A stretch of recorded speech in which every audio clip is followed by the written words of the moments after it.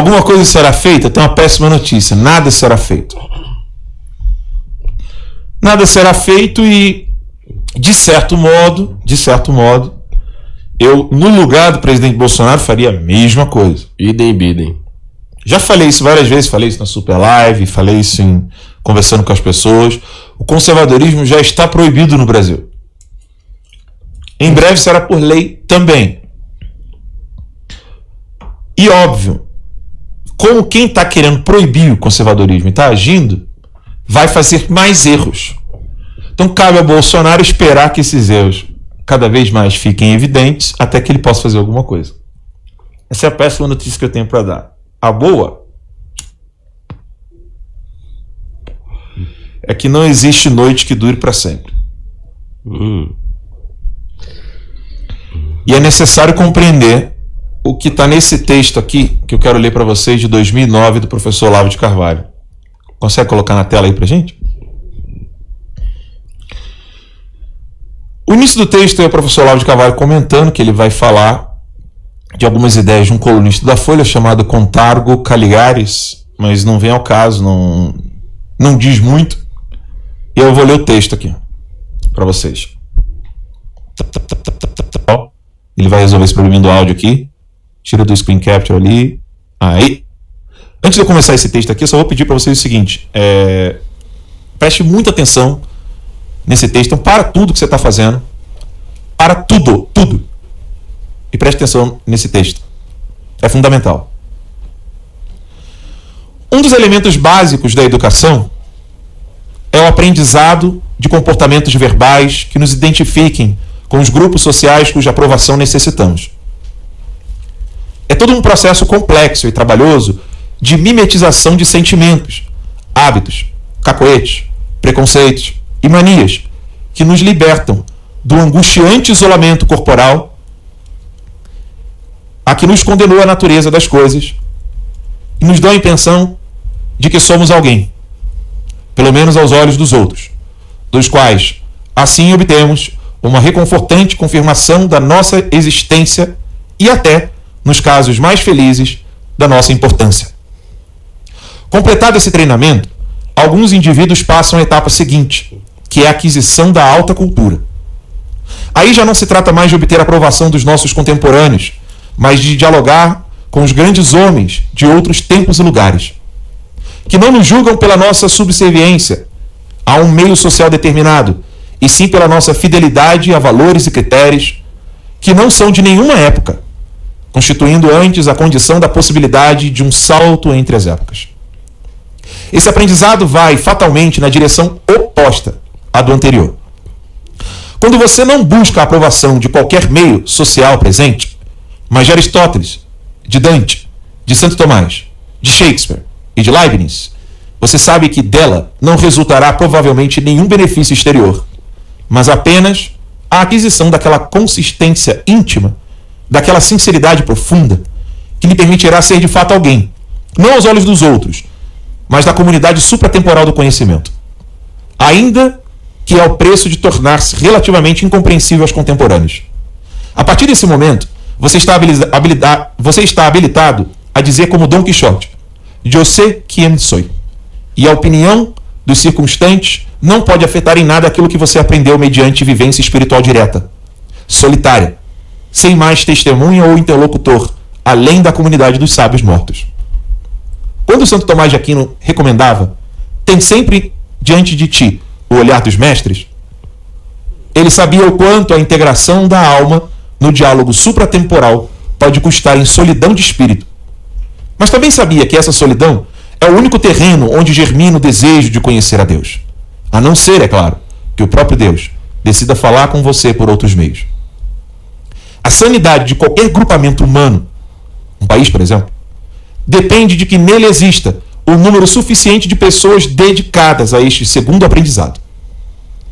É só por meio delas que a conversação contemporânea adquire um lugar e um sentido no quadro do universalmente humano, em vez de esfarelar-se numa infinidade de picuinhas que só parecem importantes na razão inversa da escala de tempo histórico em que são medidas.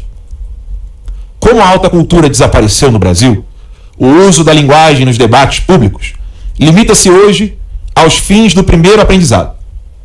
As pessoas não falam ou escrevem para exprimir em palavras alguma experiência interior autêntica, mas para sentir que acertaram no tom e no estilo da plateia, cuja aprovação anseia para reforçar sua vacilante identidade pessoal com a chancela de um grupo de referência.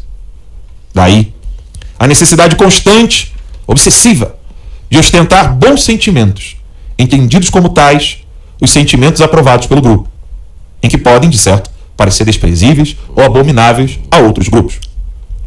Com o grupo dominante na mídia e nas universidades, hoje em dia, é esquerdista e politicamente correto, o chamado debate nacional é apenas um torneio para decidir quem personifica melhor o amor sem fim às minorias, oficialmente aprovados como tais, e o total desprezo pelas demais minorias, por exemplo, os evangélicos ou os católicos tradicionalistas.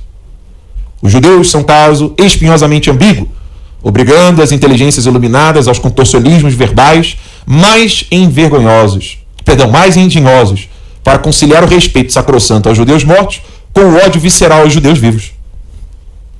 Quando, num desvareio de independência pessoal, o sujeito se horroriza ante algum excesso do politicamente correto, escreve 2 ou 3 palavras para criticá-lo, toma as mais extremas precauções para mostrar que só o faz no puro interesse dos próprios grupos visados, reintegrando, portanto, dialeticamente o momento de infidelidade aparente no fundo imutável da fidelidade essencial.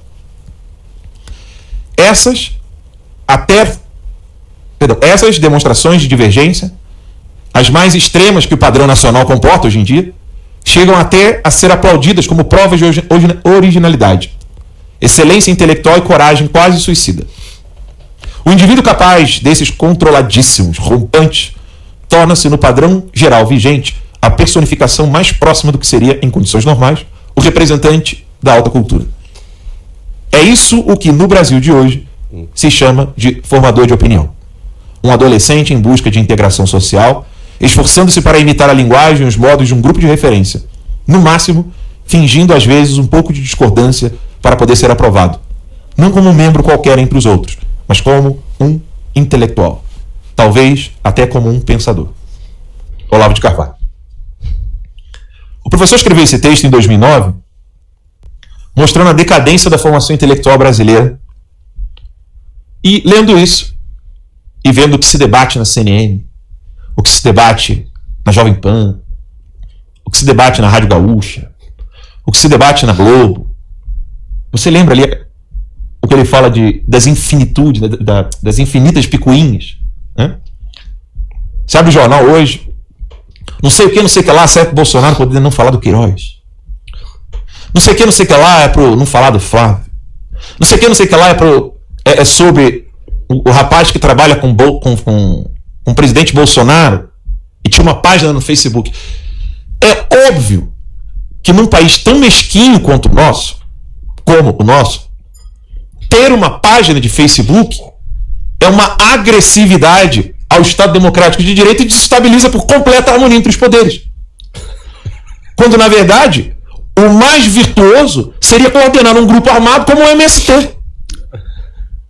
A coisa mais sacrossanta na democracia brasileira de hoje é você ter como meta de vida o cálculo de quantas propriedades privadas você invadiu na área rural e na área urbana. E se você tiver muito êxito, você será um grandiosíssimo líder onde até a candidatura à presidência você pode chegar, como é o caso do Boulos. Agora, se sem fazer tudo isso, invasão de propriedade privada, reunião de militância armada, você ousar ter uma página de Facebook, um canal no YouTube para falar de livros, então você precisa ser dizimado não apenas fora do governo, mas do governo também.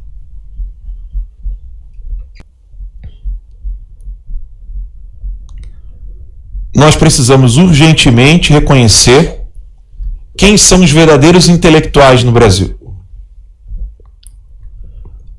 O nome dos grandes intelectuais precisa ser repetido ad nauseam em todos os canais de YouTube, postagens de Twitter, postagens de Facebook. Então, nomes como Rodrigo Gurgel, que quando falecer nós iremos chorar, nós ficaremos aos prantos, falando: eu gostaria de ter conhecido esse homem que está vivo. Não pode deixar de ser repetido. Mas é literatura, não é política. Quem falar isso pede para sumir da sua frente, porque essa pessoa não tem nada a acrescentar na tua vida. Nada. Quem não entender a grandiosidade de um mestre em literatura está atrasando a tua vida.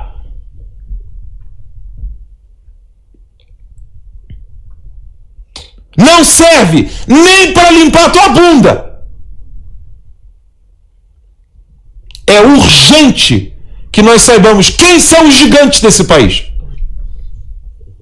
para parar de ir atrás de adolescentes em busca de integração social, esforçando-se para imitar a linguagem e os modos de um grupo de referência. Urgente!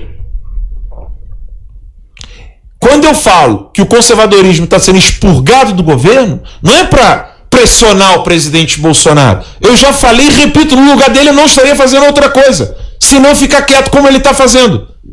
Porque quem está errando vai errar mais. Agora, a direita precisa entender que o sol está se pondo.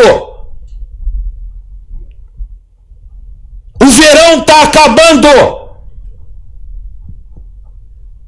E ir para o lugar certo. O que você faz quando o sol está se pondo? Você fica na praia deitado curtindo o sol? Não! O que acontece com um povo quando mora num lugar hostil e o inverno está chegando?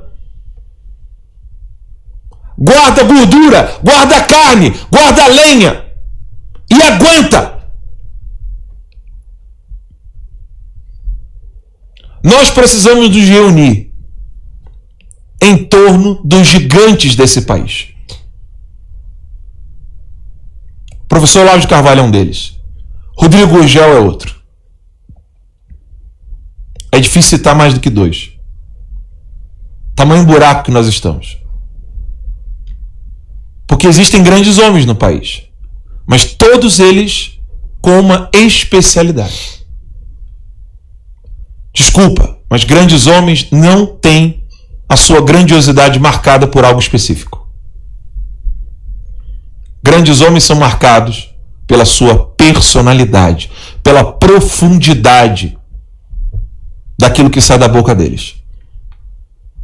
Não são grandes mestres do direito, grandes mestres da medicina, grandes mestres da política, que são chamados grandes homens. Grandes homens são aqueles que, como ele disse ali no texto, na solidão da alma, dialogam com a sua própria consciência sem plateia. Urge que a direita brasileira tenha liderança assim, na política, na cultura, na comunicação. E eles existem. Mas é necessário abandonarmos as crianças e começarmos a ouvir os adultos. Não é hora de ler thread no Twitter. Não é hora de ver qual é o meme que mais será compartilhado. Não é hora de ver qual é o canal que tem mais seguidores e likes.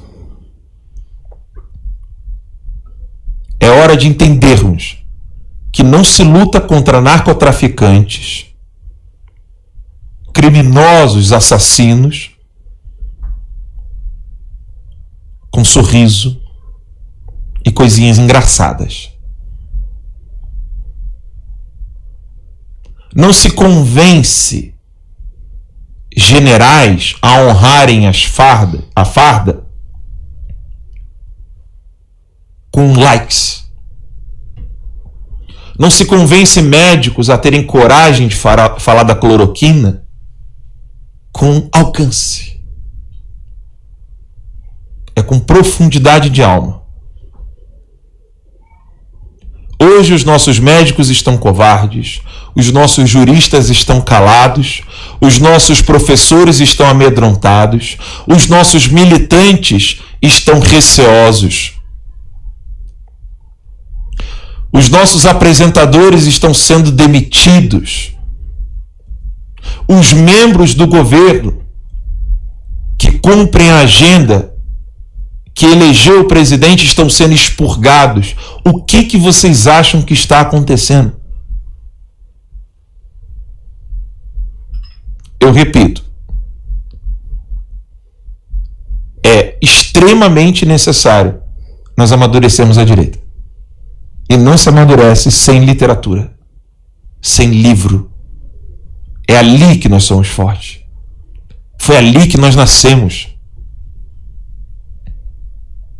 Foi no diálogo com os grandes homens, vivos e mortos, que deixaram o testamento de suas palavras marcadas num texto. É ali que nós encontraremos a solução dos nossos problemas, é ali que nós encontraremos a força para entender os problemas e passar por esses problemas como mais um. E não pararmos, não retrocedermos. É isso.